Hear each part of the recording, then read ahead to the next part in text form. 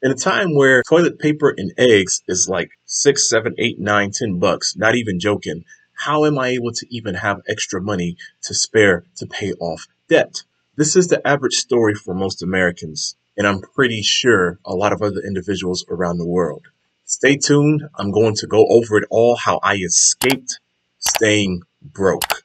Antonio X. Carter here, 401k minority millionaire, documenting and explaining my journey, how I get out of $60,000 in debt and how I made $100,000 in a month and lost it all to begin the journey over again and to recoup it all. Hit that subscribe button. I'm on a journey to 10,000 subscribers. And if you're into this type of thing, make sure you follow my content. 90% of you who watch this video will not subscribe. Let's change that. Let's go ahead and jump straight into it. Why most people stay broke? First of all, income does not equal wealth. Just because you make a lot of money, some of you may be watching this video and even make six figures, but you're still broke. I'm here to help you with that because money does not equal wealth. I know a ton of people who have nice fancy cars, who have the big house, and they own none of it. A famous football player who has made over $100 million in his tenure playing football is now retired, and he's like $20, $40 million in debt, and he has to pay back a loan. How does that happen? However, on the flip side, I personally know of individuals where if you go inside of a small town, everybody knows their name. They have multiple pieces of property. They don't have new cars. They have old cars. They have land. They are wealthy, but they don't have income. So now we can balance the two out. If you have lots of income, you need to equate that by these tips that I'm going to give you so that your income can equal your wealth. One of the ways that you lose your income is by not tracking your finances, not tracking your money. I'm totally guilty here. I already told you I made $100,000 in a month and I lost it all. It also brought me a little bit of anxiety. Once you have bills all over the place, you're scared to open up the mailbox. You don't want to look at your bank statements. But then all of a sudden, 3 weeks later, you have minus 3, 4, 5, $600 that you had previously. You have to know where your money is going. Track your numbers. Get insane about it. And then if you only have one income stream, this is also not the best opportunity to stay out of the hole from being broke. Look, if you got a good job, you got a good business, that's fine, right? Make sure that you're doing the right stuff to keep it that way and so that you're not over leveraged. But if you think about a scale beam, a weight beam, balance beam, whatever you want to call it, if you put a whole bunch of different things on top of that beam, eventually it's going to go down because the weight of it is so much. The beam cannot sustain the weight. The same thing if you have one income source. I'm a huge advocate of getting or creating a side hustle of some sort. You don't have to necessarily get another job. I'm all about family. I have kids of my own. I don't want to spread my time thin with a whole bunch of side jobs to make extra money. But I'm going to get into that in the next segment. And then financing. I am totally guilty of this. This is another problem when people stay broke. I love to get deals. What can I say? I'm black. Black people love deals. How do you show loyalty to another person? Yo, you paying this and that? You want that? Let me hook you up. I don't want to be hooked up anymore. I don't want no more finances. I don't want no more financing of anything else. Let me save up the proper amount of money so I can pay for it one time. I don't have to worry about payments, even if it's only 10, 20, 30 bucks. We get caught up in this trap of getting a deal or paying the smallest amount of something when we have the money to pay for it all at once. Go ahead, knock it out. Don't finance anything. That Coke that you put on a credit card at the gas station along with the gas comes out to about 40 to 50 bucks, right? Well, once you add interest on that statement for that month with your credit card, you're now paying an extra 8, 12, 20 bucks on that money because of interest alone. Your Coke literally cost you an extra 20 bucks. We have to get out of this mindset of financing. Now, if it's 0% for like 12 to 18 months, I totally get it. Just make sure you have a game plan to knock it out before there's any interest. And then lastly, as why we stay broke is not having the proper financial skills. I just talked about financing. A lot of people don't really understand the urgency of having to pay something off very quickly. What does it mean to have a credit card that's 29, 35% interest rate? You buy something, you max the card out for $1,000, and now all of a sudden at the end of the month, you have to pay $350 upon that if you have a 35% interest rate on all of your purchases for that month. That's nearly half the amount of money that you put on that credit card. Go read books. I've been consuming books. I have no shame in my game. My dad's very savvy financially, but I had to educate myself. I've been reading money magazines. There's a book I recommend to everybody called The Richest Man in Babylon. I learned that from Jim Rohn. Rich Dad, Poor Dad, everybody knows about. Tons of books out there. And so what I did was I got serious about my education. I'm going to provide the links down below with all of the books that I've read that has made a difference in my life so that you can also do the same. If you're going to be on my channel, you're not going to not have the financial skills in order to succeed in life. Now for the next segment, how I escaped being broke. I can't say this part without giving a shout out to my coach, my life coach. Her name is Christina Tassiao. Phenomenal woman. She has a course called Start Poor, Finish Rich. And this pretty much began the building blocks of me turning my life around when it comes to this. She's actually part of the reason why I made $100,000 in a month. If you're interested in that, her course is like none other. I have not seen anybody else's course like hers. Go ahead and click the link for that down below. Highly recommended. Now, the first thing that I did in order to get out of from staying broke is I got honest with my freaking numbers. I didn't know what I owed on what credit card, the percentages, what I'm paying, the memberships. I already told you I had tons of memberships out there, car wash memberships, Netflix, Paramount, Amazon Prime. That's just to name a few. Then you start adding up things for my business, ClickFunnels, Active Campaign for my emails. Already in my mind, I'm thinking I'm over like $500 per month alone from what I just named. And we're not even talking about house bills, electricity, or anything like that.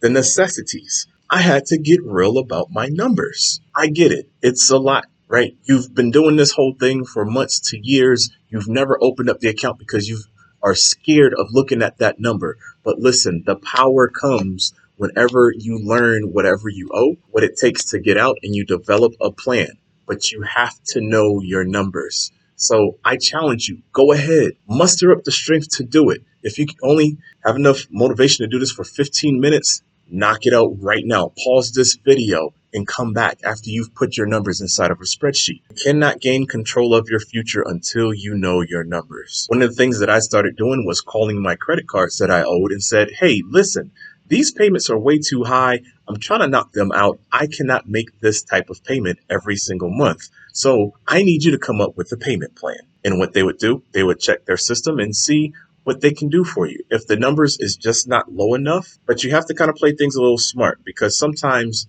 certain options are not available to your credit card until you are late. Listen, I'll take a ding for 5-10 points on my credit history if I know that I can bring my credit card payment down from 300 down to 150. Big difference. One of those options for me was getting credit card settlements. Now, I don't recommend this for everybody and everything. I'm sounding the alarm on that. I do not highly recommend doing settlements. But in my position, I have so many different credit accounts out there that I just needed to start knocking these bad boys out. And one of the payments, I owed $7,500.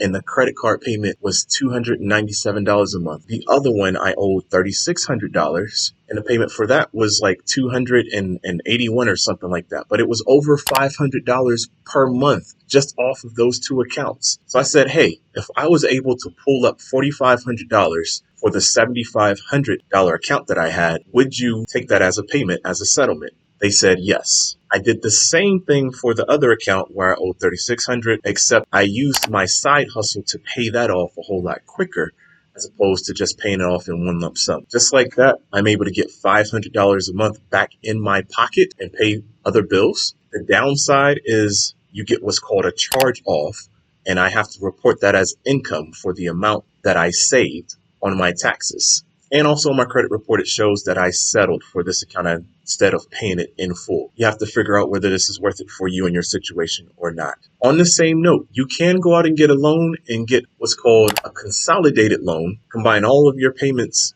so that you can make one little small payment at the end of the month. Depending on your credit score and your credit history, you may get a crazy, awesome deal versus one that just really sucks. However, again, the downside of that is you now have this enormous amount of money that you have to pay off, and you have to stick with that payment amount that you've agreed to for the lifetime of that loan. So if you're now paying $480 in order to pay off $20,000 in debt, you have to stick with that until you pay it off, as opposed to paying off each credit card by itself, where you may pay off one credit card where you owe $150, you wipe that out. Now you only have a credit card that you're paying $50 a month. The choice is yours. This leads me to my next point when it comes to getting unbroke.